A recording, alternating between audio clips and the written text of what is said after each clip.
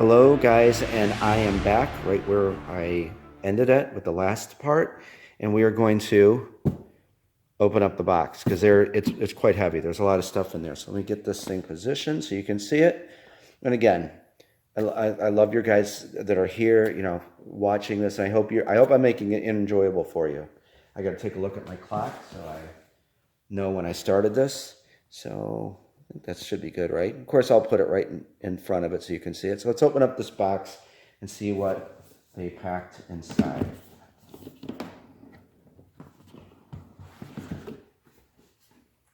Look at that. Can you see it from? I'll lift it up, of course. Scenario book.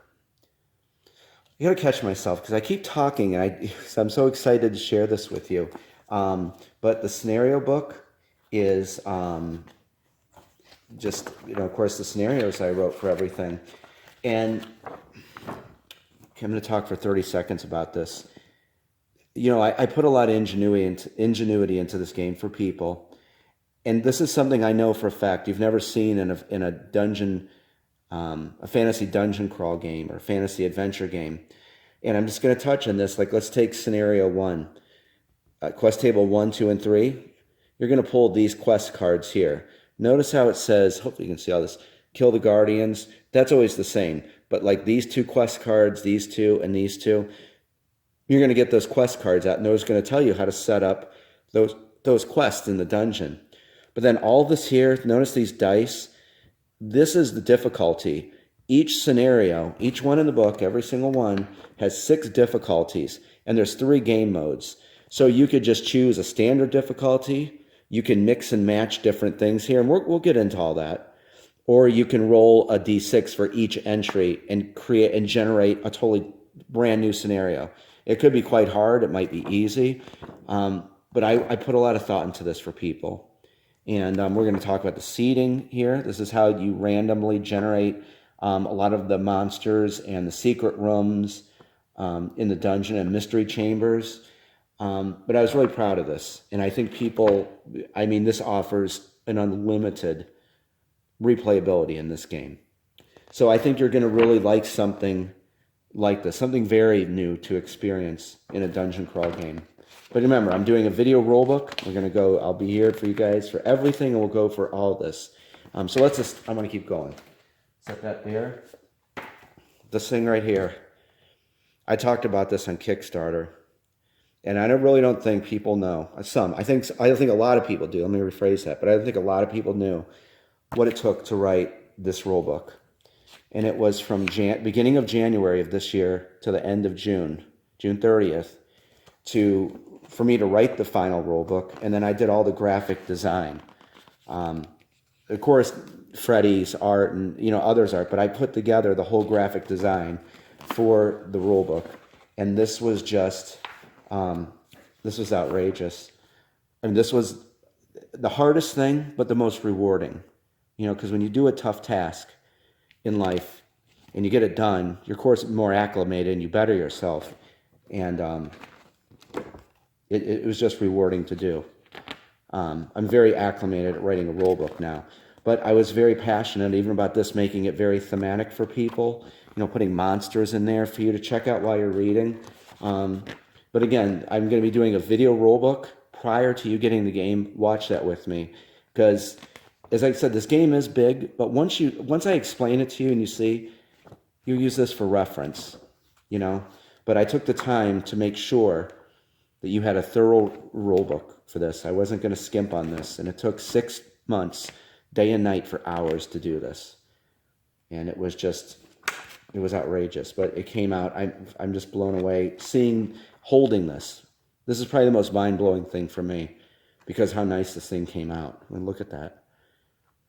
I don't know. I could talk more, but I won't. But anyway, it's all good. Map of Avalon in the back for you. Quick reference guide on the back. The Dungeon Crusade rulebook. Thank God that's done. This little board here, is the village board. This, when I did the prototype, Damon and my Malady did the final version of this. Hopefully the lighting's good so you can see all that. So this is just going to stay stationary, and then you put, there's like your terror level of the village, put a little token on that. the blacksmith shop for your common, uncommon, rare, epic, and legendary weapons. Bazaar has all your potions here. So you just set that to side and you'll stack it with the different cards. Blessing cards, special ability cards go here. So there is the village board for you. And I imagine this is probably the dungeon UI board. And again, this sits right above the village or below the village board, wherever you prefer. Your battle chart is here, minion population track, the 6 difficulties for the raid difficulty. Minions start out as vagrant minions, but they can convert into raiding minions. The nice thing is you can choose when they convert. And these are all like, picture those as dice. So real quickly, if you're playing on novice here, you're going to use a D20. If a 20 is rolled, that minion converts from a vagrant into a raiding. It's going to run out of the dungeon and raid the village. Master is ridiculous. You're playing with a D4. And a result on the 4, the vagrant minions will convert, or if on its turn, not all of them, just on its turn, it'll convert into a raiding minion. Incantation track, we'll go over all this stuff, guardian spawn track, and then the quest tables. Kind of like what I was just showing you in the scenario book, that you're going to put these tokens, and we'll get to that. So there's your dungeon UI board. Again, that just sits there and you just put stuff on this. There's that. And I think we'll wrap it up with this.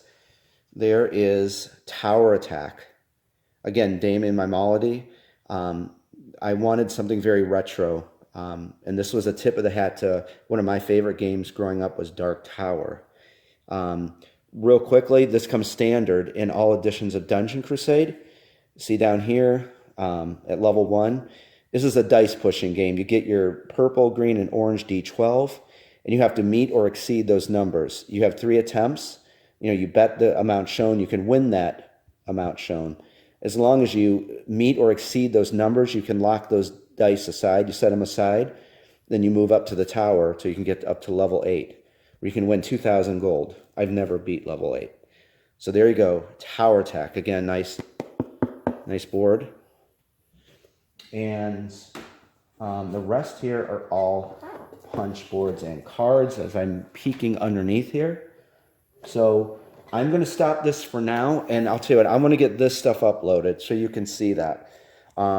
We still have a lot of stuff to go over for this game. There's still stuff in the box to go over in this game. I think hero cards are in there. Okay, guys, I hope you're enjoying this. I love you guys. I am having an awesome time, but I want to get these videos uploaded. So I will be back in a bit. Sit tight. And again, thank you for your time and interest and everything. Very awesome time in life for all of us. Okay, I will talk to you soon.